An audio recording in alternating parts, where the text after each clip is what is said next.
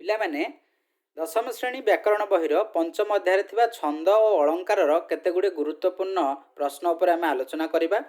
ପ୍ରଥମ ପ୍ରଶ୍ନ, ଛନ୍ଦ କାହାକୁ କୁହାଯାଏ? ତୁମେମାନେ ଜାଣିବ ଛନ୍ଦ ଓ ଛାନ୍ଦ ଭିତରେ ପ୍ରଭେଦଟା କ'ଣ। ଛନ୍ଦ କାହାକୁ କୁହାଯାଏ? ପଦ୍ୟ ବା କବିତା ରଚନାରେ ଏକ ନିର୍ଦ୍ଦିଷ୍ଟ ନିୟମ ବା ଶୈଳୀକୁ ଛନ୍ଦ ବୋଲି କୁହାଯାଏ। ହଁ ପିଲାମାନେ, ପ୍ରତ୍ୟେକ କାବ୍ୟ କବିତା ଗୁଡ଼ିକ ଗୋଟେ ନିର୍ଦ୍ଦିଷ୍ଟ ଶୈଳୀରେ ରଚନା କରାଯାଇଥାଏ। ଏମିତି ସେମିତି ଲେଖିଦେଲେ ଗୋଟେ କବିତା ହେଇପାରିବ ନାହିଁ। ତେଣୁ ତାର ନିୟମ ରହିଛି, କେତେ ଧାଡ଼ି ରହିବ, କେତୋଟି ଅକ୍ଷର ରହିବ, କେଉଁଠି କେଉଁଠି ଆମେ ଟିକେ ବିଶ୍ରାମ ନେବା, ଯତିପାତ ହେବ, ଇଏ ସବୁର ନିୟମ ସବୁ ରହିଛି। ତେଣୁ ସିଧାସଳଖ କହିଲେ ପଦ୍ୟ ବା କବିତା ରଚନାର ଏକ ନିର୍ଦ୍ଦିଷ୍ଟ ନିୟମ ବା ଶୈଳୀକୁ ଛନ୍ଦ ବୋଲି କୁହାଯାଏ। ତେବେ ଛାନ୍ଦ କାହାକୁ କୁହାଯାଏ?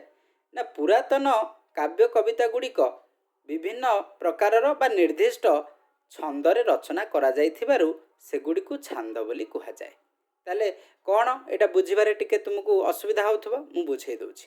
ଦେଖ, ମୁଁ ପ୍ରଥମେ ଗୋଟେ କବିତା ଗାନ କରୁଛି। କବିତାଟି ହେଉଛି, ପ୍ରାଣୀଙ୍କ ଭଲ ମନ୍ଦବାଣୀ ମରଣ କାଳେ ତାହା ଜାଣି। ଇଏ ଗୋଟେ ସ୍ୱରର, ଆଉ ଗୋଟେ ବର୍ତ୍ତମାନ ମୁଁ ଗାଉଛି।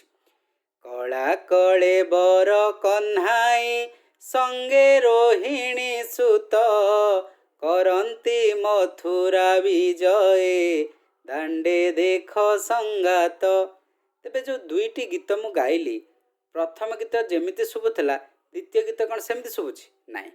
ପ୍ରଥମ ଗୀତର ଯେଉଁ ଦୁଇଟି ଧାଡ଼ି ରହିଛି ସେଥିରେ ଯେତିକି ଯେତିକି ଅକ୍ଷର ରହିଛନ୍ତି, ଦ୍ୱିତୀୟ ଗୀତର ଯେଉଁ ଗୀତଟି ଗାଇଲି ସେଥିରେ ଯେଉଁ ଦୁଇଟି ଧାଡ଼ି ରହିଛି ସେଥିରେ କ'ଣ ଉପଯୁକ୍ତ, ସେଥିରେ ଯାହା ଅକ୍ଷର ଥିଲା ଏଥିରେ ସେଇ ଅକ୍ଷର ଅଛି? ନାହିଁ। ତେଣୁ ପ୍ରତ୍ୟେକ କବିତା ଗୁଡ଼ିକ ବିଭିନ୍ନ ଶୈଳୀରେ ଏବଂ ବିଭିନ୍ନ ଛନ୍ଦରେ ରଚନା କରାଯାଇଥିବାରୁ ତାକୁ ଆମେ ଛାନ୍ଦ ବୋଲି କହୁଛେ। ତେଣୁ ସିଧାସଳଖ କହିଲେ କ'ଣ ହେବ? ପଦ୍ୟ ବା କବିତା ରଚନାର ଏକ ନିର୍ଦ୍ଦିଷ୍ଟ ନିୟମ ବା ଶୈଳୀକୁ ଛନ୍ଦ କୁହାଯାଏ। ତା ସହିତ ଗୋଟେ ଗୋଟେ ନିର୍ଦ୍ଦିଷ୍ଟ ଛନ୍ଦରେ ରଚିତ ହୋଇଥିବାରୁ ପ୍ରାଚୀନ ପଦ୍ୟ ବା କବିତାକୁ ଆମେ ଛାନ୍ଦ ବୋଲି କହନ୍ତି, ନୁହେଁ କି? ଏବେ ଆମେ ଜାଣିବା ଏଇ ଛନ୍ଦ କେତେ ପ୍ରକାର।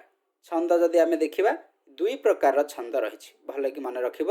ଗୋଟେ ହେଉଛି ମିତ୍ରାକ୍ଷର ଛନ୍ଦ, ଆଉ ଗୋଟେ ହେଉଛି ଅମିତ୍ରାକ୍ଷର ଛନ୍ଦ। ଅମିତ୍ରାକ୍ଷର ଛନ୍ଦକୁ କୌଣସି ବିଭାଗରେ ବିଭକ୍ତ କରାଯାଏ ନାହିଁ, କିନ୍ତୁ ମିତ୍ରାକ୍ଷର ଛନ୍ଦକୁ 3 ଭାଗରେ ବିଭକ୍ତ କରାଯାଇଛି। ସେଗୁଡ଼ିକ କ'ଣ କ'ଣ? ମିତ୍ରାକ୍ଷରକୁ 3 ଭାଗରେ ବିଭକ୍ତ କରାଯାଇଛି, ମନେ ରଖିବେ। ଅମିତ୍ରାକ୍ଷରକୁ ଭାଗ କରାଯାଇ ନାହିଁ, କିନ୍ତୁ ମିତ୍ରାକ୍ଷର ଛନ୍ଦକୁ 3 ଭାଗରେ ବିଭକ୍ତ କରାଯାଇଛି। ପ୍ରଥମେ ହେଉଛି ପୂର୍ଣ୍ଣ ମିତ୍ରାକ୍ଷର, ଆଉ ଗୋଟେ ଅପୂର୍ଣ୍ଣ ମିତ୍ରାକ୍ଷର, ଏବଂ ତୃତୀୟଟି ହେଉଛି ଏକାନ୍ତର ମିତ୍ରାକ୍ଷର। ମନେ ରଖିବ, ମିତ୍ରାକ୍ଷର ଛନ୍ଦକୁ 3 ଭାଗରେ ବିଭକ୍ତ କରାଯାଇଛି, ପୂର୍ଣ୍ଣ ମିତ୍ରାକ୍ଷର, ଅପୂର୍ଣ୍ଣ ମିତ୍ରାକ୍ଷର ଏବଂ ଏକାନ୍ତର ମିତ୍ରାକ୍ଷର। ବୁଝିଲେ? ଛନ୍ଦ ଦୁଇ ପ୍ରକାରର, ଗୋଟେ ମିତ୍ରାକ୍ଷର ଛନ୍ଦ ଆଉ ଗୋଟେ ଅମିତ୍ରାକ୍ଷର ଛନ୍ଦ।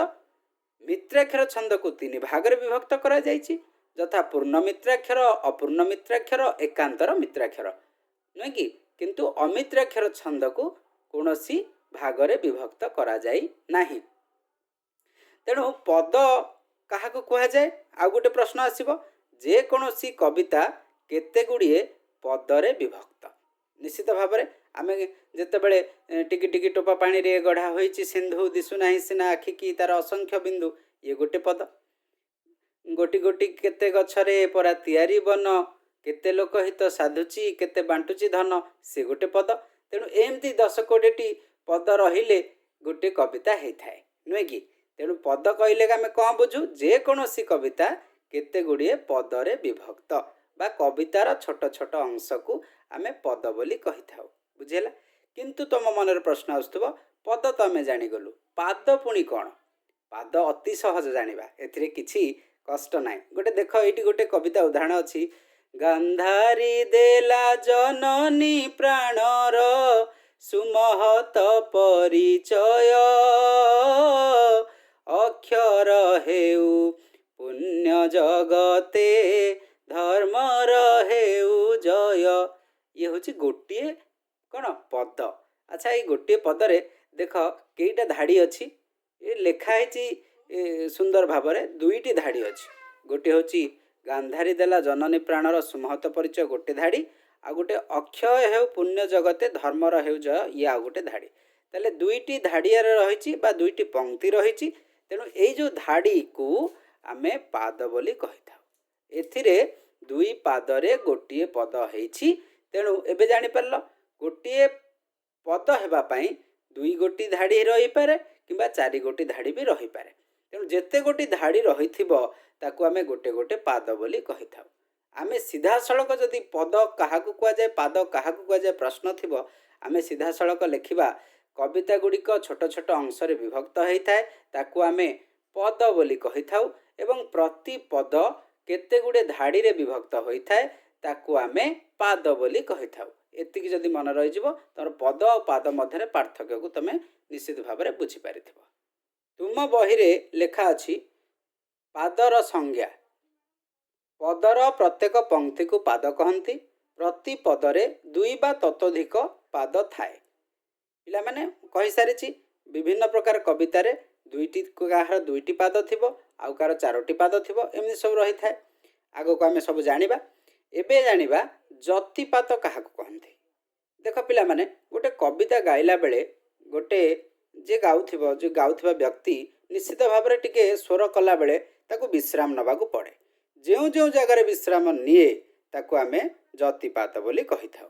मु गोटे उदाहरण माध्यम कहूँ अमृत टिके रहिली विनय वचन कही तो शिव प्राणी मन। अच्छा देख अमृत विनय वचन कही तो शिव प्राणी मन ताकू गोटे गाइबार निर्दिष्ट शैली रही। मु कोठी कोठी रही गोटे धाड़ी रे आर 9टी लेखाए अक्षर रही।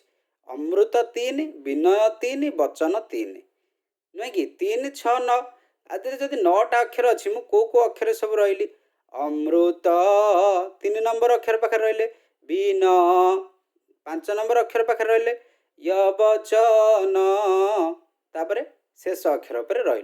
ताले जो जो अक्षर उपरे आमे रही टिके विश्राम नियंती सेईटाकू जतिपात बोली कहा जाए। जदि सीधा सड़क आमे कहिबा छंदर नियम अनुसार रचित होइथिबा पद्य को गान बा आवृत्ति कला बेले प्रत्येक पादर निर्दिष्ट अक्षर उपरे विश्राम नेबाकू हुए। एही विश्राम बा श्वासघात को जति बा जतिपात कहंती। बुझी पारल पिला माने जतिपात कहा कुआ जाए।